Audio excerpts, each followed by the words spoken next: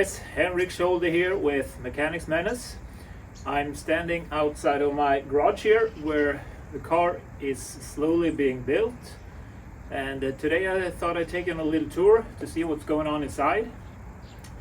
For those of you who follow the project on social media other than YouTube, you have probably seen a lot of this stuff before, but this is the first time I'm covering this in a video, so I thought I'd kind of take you through the project all the way from the start briefly. Well, let's open up the doors and see what this looks like.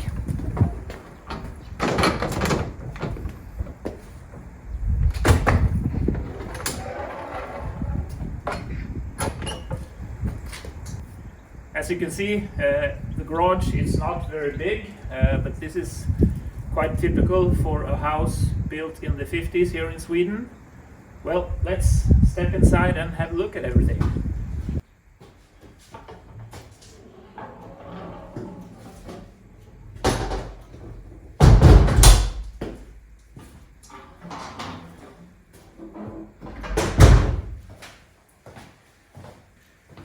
So here is the car that I call Mechanix Menace, or what used to be a car and what hopefully will become a car. First, I thought I'd just take you briefly through why this project got started in the first place. And it all began basically in 1980, I think.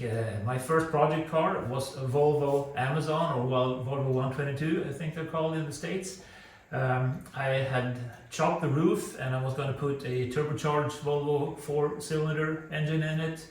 But then in 82, the registration rules for home-built cars here in Sweden were introduced. Before that, it was really hard to build your own car. So I thought, okay, let's go all the way here. And I cut out the entire floor and everything, and I started building a tube chassis. And I had a Chevy 350 with twin turbos that was going to go in the car. And the project kind of snowballed, and it took like forever. It didn't make that much of a progress. So each and every summer I was really sad that I didn't have a cool car to ride in. And in the fall of 88 I thought that, okay, next summer I need something cool to drive in, kind of as a substitute for the Volvo not being finished. So I made a list of different cars that I could afford, and I came up with a Datsun 240Z from 73 that I bought just before Christmas in 88. So in 89 I drove the car in stock condition. I actually took it on a 2-week road trip in Europe, all the way down to Paris.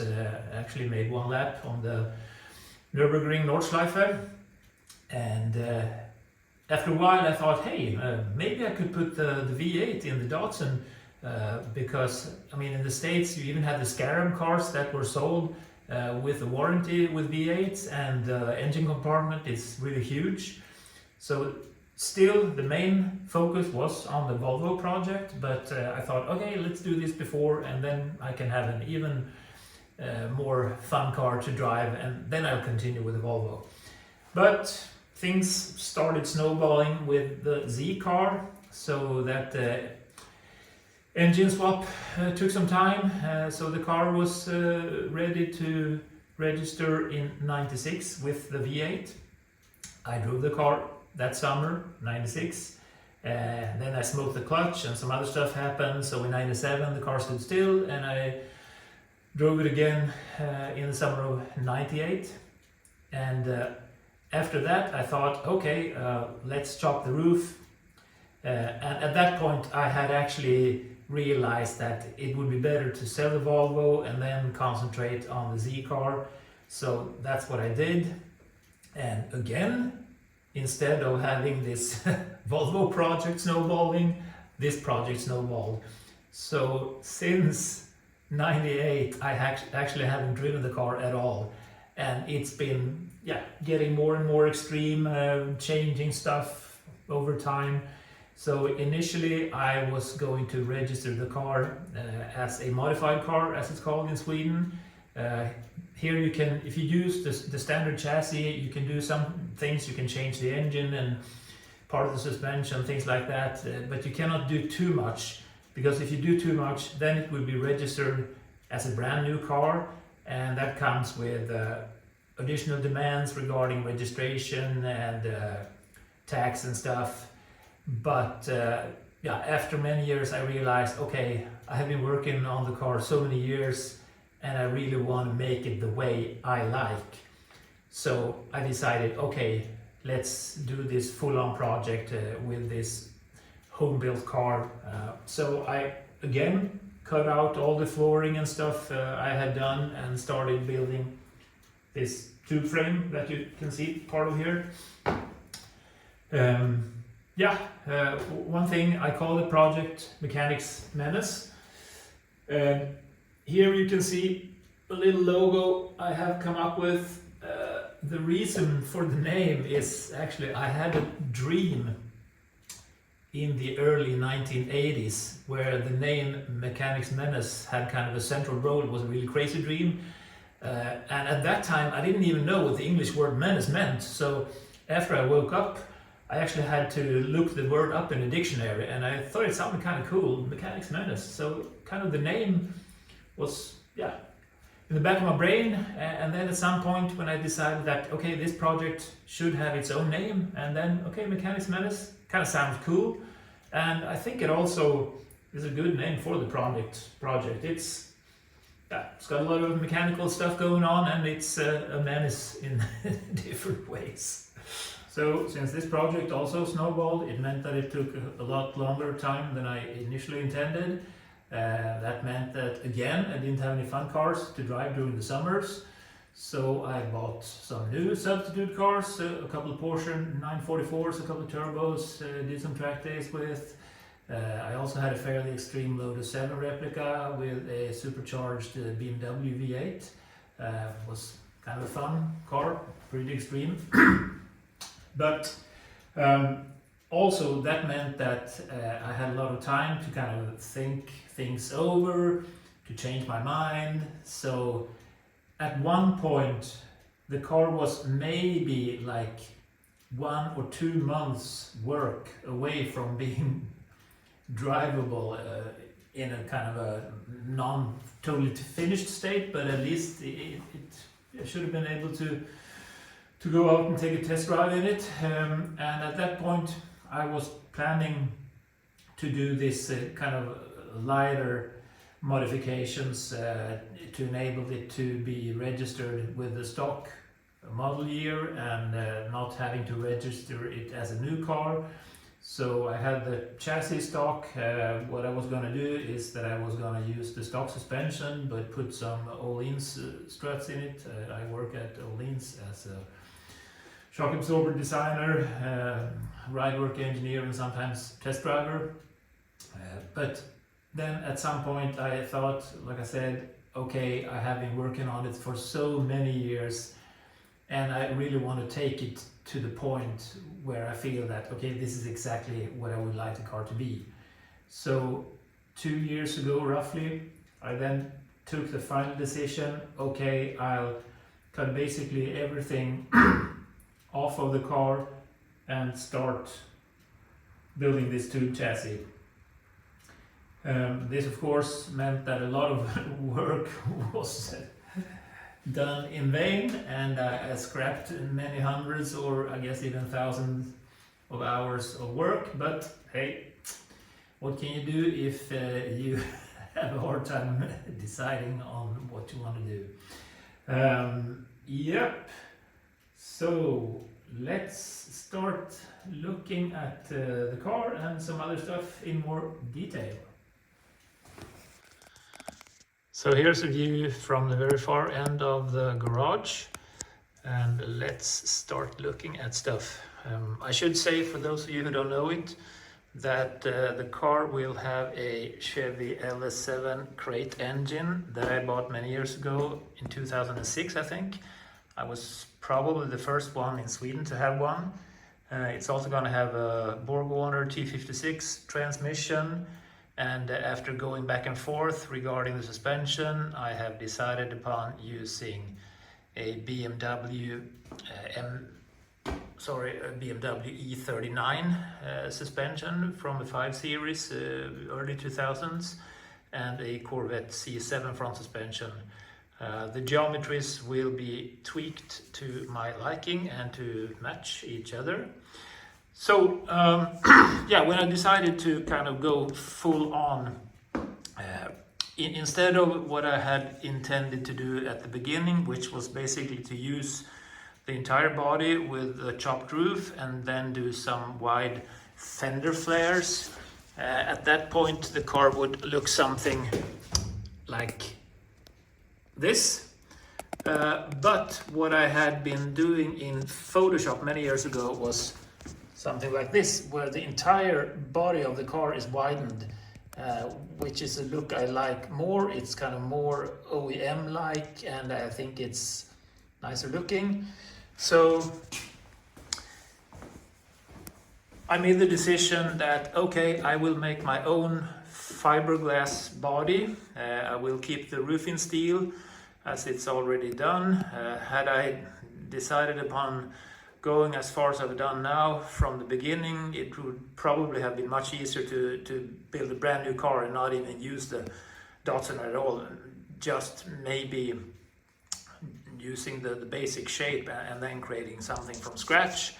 But yeah, since I've done a lot of work, I don't want to throw everything away. I'm keeping the roof, as I said. The roll cage was already built many years before, so if you look here from the bottom, the car will be extremely low, and in order to basically be able to sit in it, especially with a helmet, the whole roll cage is built very close to the roof, so all the stock pillars and beams are taken away, and as you can see, the roll cage is actually welded to the roof via these little small metal pieces. Yep, roll cage is made out of chrome moly, and I have been bending the tubes up with this tubing bender here that I bought in the States when I was there many years ago on a business trip. The tubing bender is bolted to the floor via some, I don't know what you call it in English, but basically nuts that expansion nuts or whatever they're called, which are inserted into the garage floor. So when I remove the stand, the floor is still flat and smooth, no bolts sticking up, so that works really nice. So to design the new car body, I am using a free software called Blender. But before I could do that, I needed to scan the body as it sat. The best would of course have been to have had access to some 3D scanner, but I didn't. So I have actually hand scanned it, I think you could call it, using spirit levels, laser levels, tape measures, a lot of other different tools and instruments. But the base was to set the car level, and as you can see, the car is put on these stands which are bolted to the floor, and they are fully triangulated, so everything is super stiff and rigid. And actually I did this before cutting the floor out to not get a lot of distortion. And of course the body sits level both longitudinally and transversely. And then I have made a center line here, which consists of a lot of 1 meter long steel rulers bolted to the floor, which sit exactly at the center line of the car. So this is used to get the longitudinal coordinates, and it is also used as a base to measure the transverse coordinates. And here on the wall I have a tape measure which is used for the height coordinates. So then I have taken measurements on, I don't know, several hundred points on the car body. I have also used cardboard templates and other things. But basically what I do is, in order to get the coordinates for a certain point, let's say I want the coordinate for this corner here.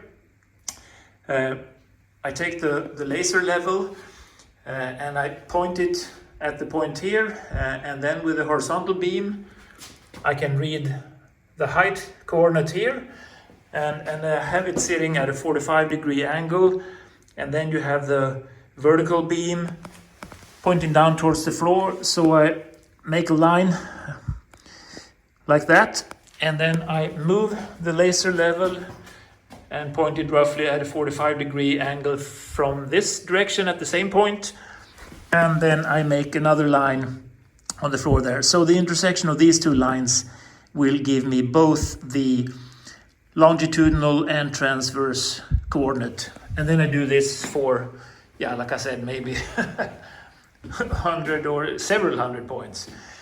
And then I input all these coordinates into the software, and then I can make basically like what would you call sections of the car, which is the base for the shape. And then I can start designing the body. First, of course, I replicated the body as it was, and then I started doing the modifications.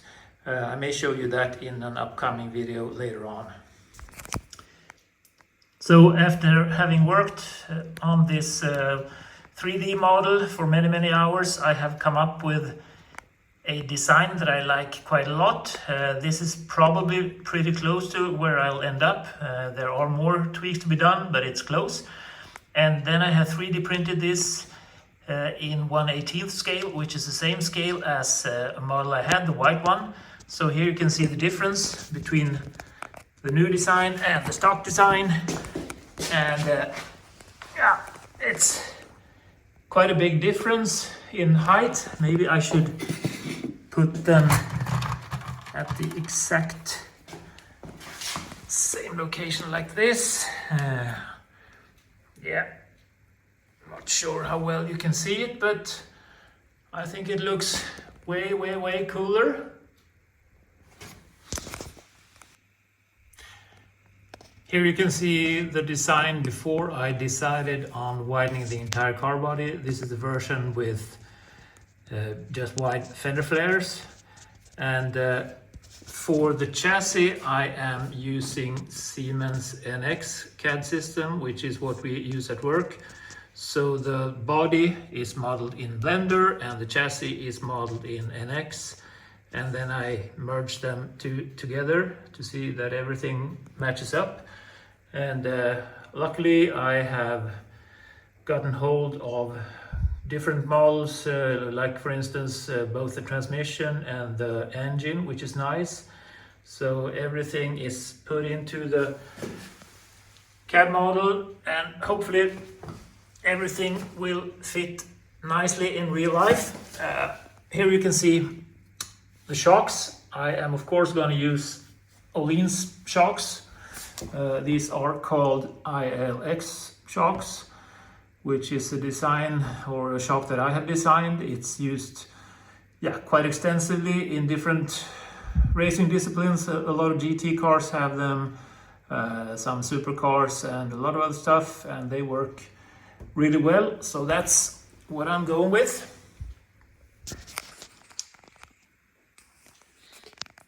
When building the two chassis, I have made kind of a simple jig.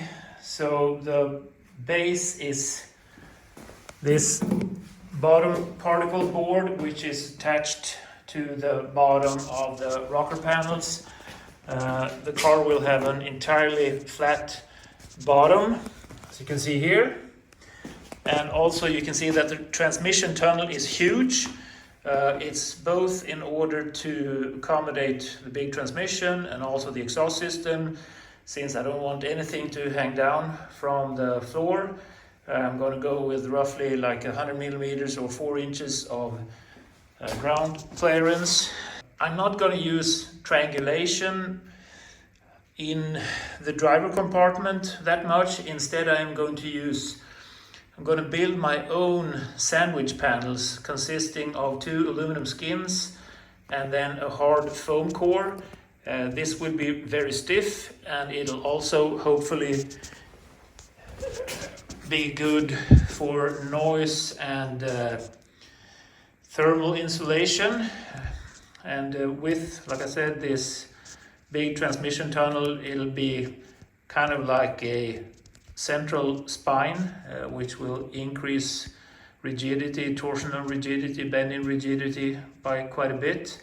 Since the transmission tunnel is so wide and the car is fairly narrow inside, I decided to have the engine offset 30 millimeter to the passenger side, giving a wider driver's side floor than passenger side, and this is in order to have space for all 3 pedals and a dead pedal. The thing I have been working on most recently are the rear wheel wells, and that has been a lot of work.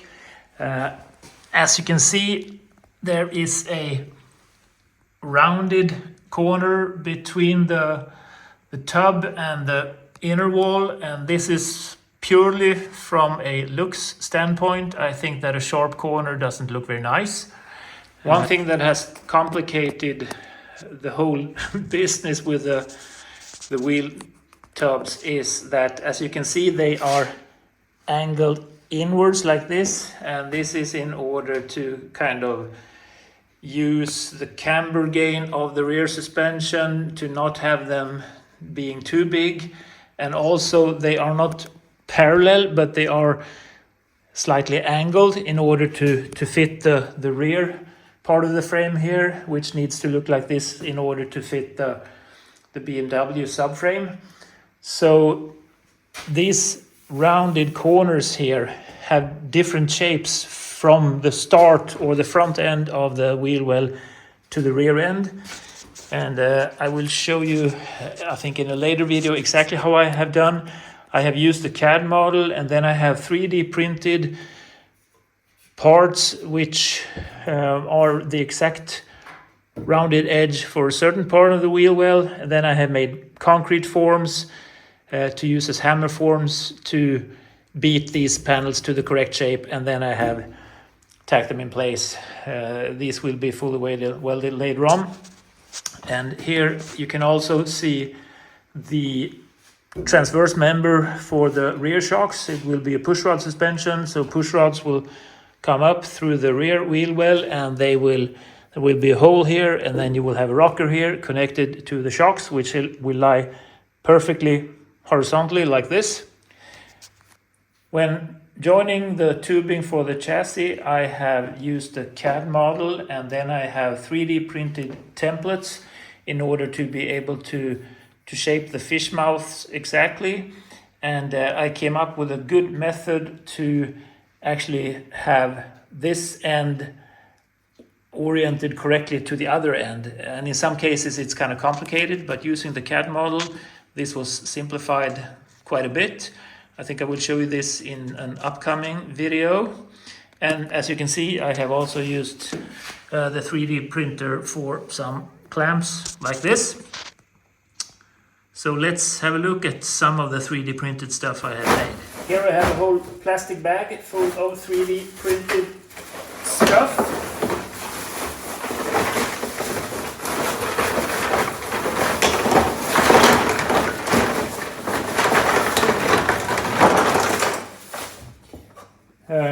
So this part, for instance, is one of those templates to fish mouth a tube. And this here is part of that wheel well corner. So I have 3D printed this, and then I have used that to pour a concrete hammer mold or hammer form like this, and then I use this hammer form to shape sheet metal. This is a rough start. And then I get one piece that fits on the rear wheel well. And I'm not fully done yet, but I think when I end up, I will have made like 8 or even 10 of these hammer forms. So let's have a little look at the different tools and machines I have. I have this cheap drill press here, which works reasonably well. And I have this disc sander that is kind of good to use when doing like 3-4 millimeter thick brackets for suspension pickup points, things like that, shock mounts. And then I have this cold saw, which is nice when cutting tubing. And here's my TIG welder. Everything is exclusively TIG welded. As you can see here in the roof, I have a monorail crane, I think you call it. And then I have this chain hoist. And then I have this lifting yoke that I have made myself. And this really simplifies lifting the engine in and out of the car. I mean, I can do it all by myself. You don't need any secondary hands. You don't need to put a floor jack underneath the transmission when it goes under the car. And I'm super surprised that when you look at all these car shows with high-end car builders, that they don't use this. I think it's actually kind of hilarious. What you can do is when you turn these nuts, you change the location of the attachment here, so you can basically tilt the engine almost vertical, and then when you come down and you need to have it horizontal, you just move the location here and then you can have it horizontal. Super simple, works super well. In this corner here you see the rear subframe from the BMW suspension, and you have a lot of the different suspension parts down here. Everything is aluminum and it is super lightweight, and the E39 BMW is actually still considered to be one of the better driving cars, so I have high hopes for this being a good choice. It's a multi-link suspension, and this design is actually still in use on a lot of modern cars. Also, here you can see my huge slip roller. I bought this, I think, in the early 80s, and I used it to widen steel wheels for some friends. It weighs like more than 500 kilos, so 1,100 pounds, and I have had it being disassembled for, I think maybe since the early 90s, but in order to make the rear wheel wells, I assembled it again by myself, which was a bit exciting and maybe a bit stupid, because juggling all these heavy parts around can be kind of scary and maybe dangerous, but I got it together and it works really well. But since it's so big and heavy, and I don't think I have that much use for it, I think maybe when I'm done with using it for this project, I might sell it. We'll see. So to finish things off, I thought I'd just show you how low the car will be. This crate that I'm standing on is pretty close to ground level, so this is the actual height of the car. I think it is, what is it? 1120 millimeters, which is like 44 inches, I think. Pretty low. Well, thank you for watching, and please consider following the project on different social media. Links are provided, and I will see you next time. Thank you. Bye.